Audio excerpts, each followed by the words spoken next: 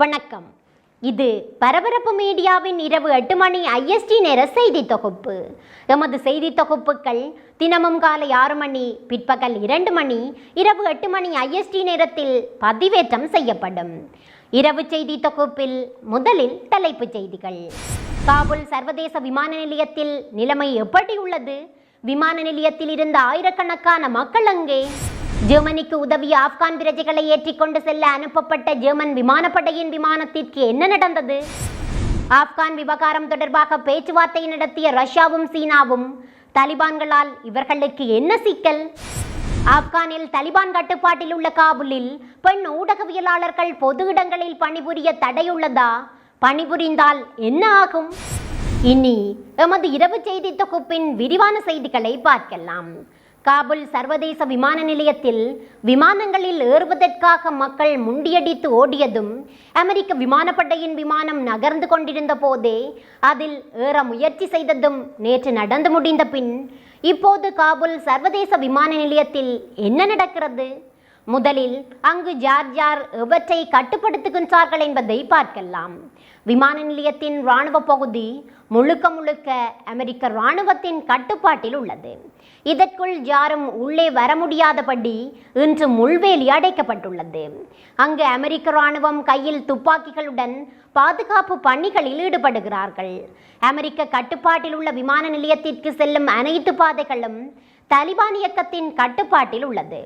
அதாவது அமெரிக்க கட்டுப்பாட்டில் உள்ள விமான நிலையத்தில் விமானம் ஏற வேண்டும் என்றால் தலிபான் கட்டுப்பாட்டில் உள்ள வீதிகளை கடந்து வர வேண்டும். தலிபான் அனுமதிக்காவிட்டால் யாரும் விமான நிலையத்திற்குள் போக முடியாது. விமான நிலையத்தில் நேற்று இருந்த ஆயிரக்கணக்கான மக்கள் வெளியேற்றப்பட்டு விட்டார்கள். இப்போது வெளிநாட்டு தூதரகங்கள் விமான நிலையத்திற்கு கொண்டு செல்லும் ஆட்களை மட்டும் விமான நிலையம் செல்ல தலிபான் அனுமதிக்கிறது. பொதுமக்களுக்கான வர்த்தக விமானங்கள் பறப்பதற்கு அமெரிக்க இராணுவம் இன்னும் அனுமதி கொடுக்கவில்லை. வெளிநாட்டு அரசுகளால் இயக்கப்படும் விமானங்கள் மட்டுமே தரையிறங்கவும் மேலேறவும் அனுமதிக்கப்படுகின்றன. ஜெர்மன் இராணுவம் A400M ரகத்திலான மிகப்பெரிய போக்குவரத்து விமானங்களை காபூல் விமான நிலையத்திற்கு அனுப்பி அங்கு ஜெர்மனிக்கு உதவிய ஆப்கான் மக்களை அழைத்து வரப்போவதாக அறிவித்தது பற்றி பரபரப்பு மீடியா யூடியூப் சேனலில் நாம் வெளியிட்ட காணொளியில் தெரிவித்திருந்தோம் அல்லவா? ஆப்கான் மக்களை ஜெர்மனிக்கு அழைத்து செல்ல அவர்கள் அனுப்பிய முதலாவது விமானம் மிகப்பெரிய தோல்வியில் முடிந்தது. நேற்று நள்ளிரவு கடந்த நேரத்தில் காபூல் சர்வதேச விமான நிலையத்தில் தரையிறங்கிய ஜெர்மன் விமானப்படையின் A400M ரக விமானம் அங்கு ஜெர்மனிக்கு உதவிய ஆப்கான் மக்களை ஏற்றுக்கொண்டு புறப்பட்டது. அவர்கள் ஏற்றிச் சென்ற ஆப்கான் மக்களின் எண்ணிக்கை வெறும் 7 பேர் மட்டுமே. அந்த விமானத்திற்கு பாதுகாப்பு கொடுக்க ஜெர்மன் இராணுவத்தின் 40 கமாண்டோ வீரர்கள் விமானத்திற்குள் இருந்தார்கள். ஆனால் ஏற்றப்பட்ட பயணிகள் 7 பேர் மட்டுமே.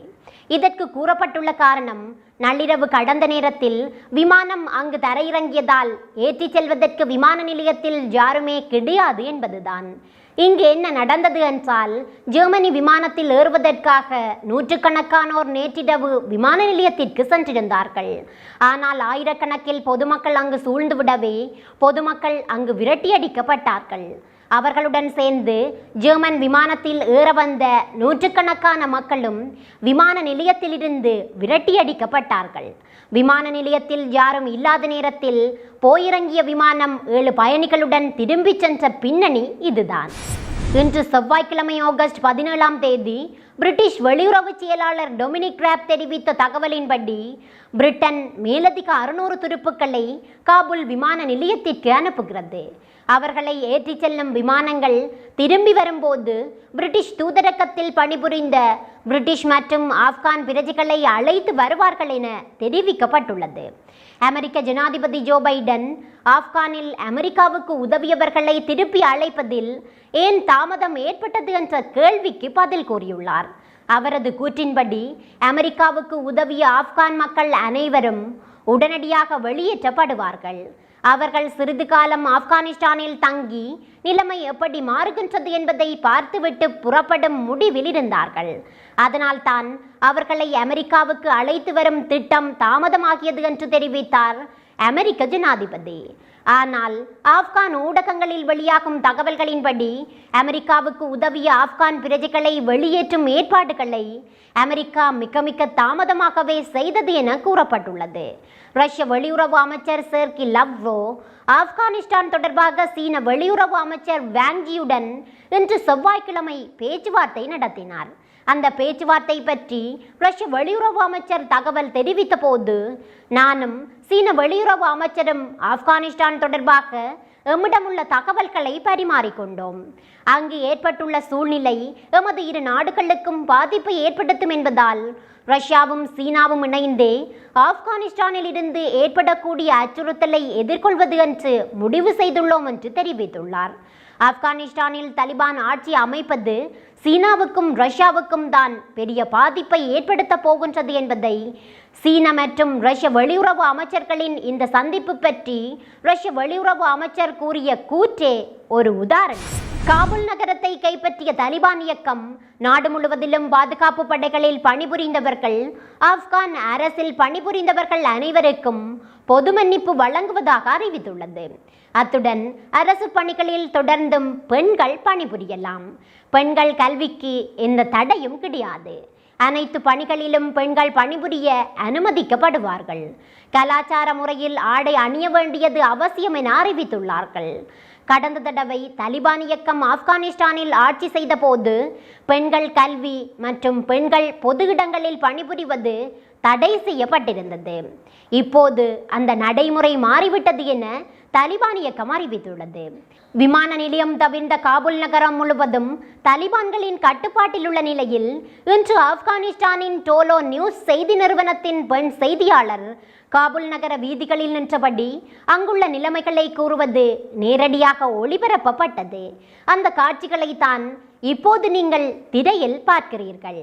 தலிபான் இயக்கத்தின் கட்டுப்பாட்டில் உள்ள பகுதியில் இருந்து பெண் செய்தியாளர் ஒருவர் பணிபுரிந்ததை யாரும் தடுக்கவில்லை. இன்று காபூலில் மற்றொரு விஷயமும் அங்கு நடந்தது. டோலோ நியூஸ் ஊடகத்தின் பெண் ஊடகவியலாளர் பெஹேஷ்டா ஆர்கண்ட் தொலைக்காட்சியில் தலிபான் இயக்கத்தின் அரசியல் பிரிவு தலைவர்களில் ஒருவரான அப்துல் ஹக் ஹமாடை பேட்டி கண்டது ஒளிபரப்பாகியது. 20 ஆண்டுகளுக்கு முன் ஆப்கானிஸ்தான் தலிபான் ஆட்சியில் இருந்தபோது ஒரு பெண் ஊடகவியலாளர் தலிபான் இயக்க தலைவர் ஒருவரை பேட்டி காண்பது நடக்கவே முடியாத காரியம். ஆனால் இன்று அது நடக்கிறது. அதே நேரத்தில் வேறு சில பெண் ஊடகவியலாளர்கள் தலிபான்களால் தமக்கு அச்சுறுத்தல் ஏற்படுகின்றது என்று கூறியதாக அமெரிக்க ஊடகம் CNN தகவல் வெளியிட்டுள்ளது. CNN தொலைக்காட்சியின் பெண் செய்தியாளர் கிளரிசா வோட் காபூலில் இருந்து செய்த நேரடி ஒளிபரப்பில் சில பெண் செய்தியாளர்கள் தலிபான்கள் தம்மை தொலைபேசியில் தொடர்பு கொண்டு மிரட்டியதாகவும், நாம் உங்களை தேடி வருவோம் என தலிபான் இயக்கத்தினர் அச்சுறுத்தியதாகவும் தெரிவித்தார். இங்கு குறிப்பிடப்படும் பெண் செய்தியாளர்கள் யார் என்பதோ, அவர்கள் எப்படியான ஒளிபரப்புகளை செய்தார்கள் என்ற விவரமோ வெளியாகவில்லை. அவர்கள் கொள்கை ரீதியாக தலிபான்களுக்கு எதிரான செய்தியாளர்களாகவும் இருக்க வாய்ப்பு உள்ளது. நீங்கள் பார்த்தது பரபரப்பு மீடியாவின் இரவு 8 மணி IST நேர செய்தி தொகுப்பு. நமது அடுத்த செய்தி தொகுப்பு நாளை காலை 6 மணி IST நேரத்தில் பதிவேற்றம் செய்யப்படும். மீண்டும் சந்திக்கலாம். வணக்கம்.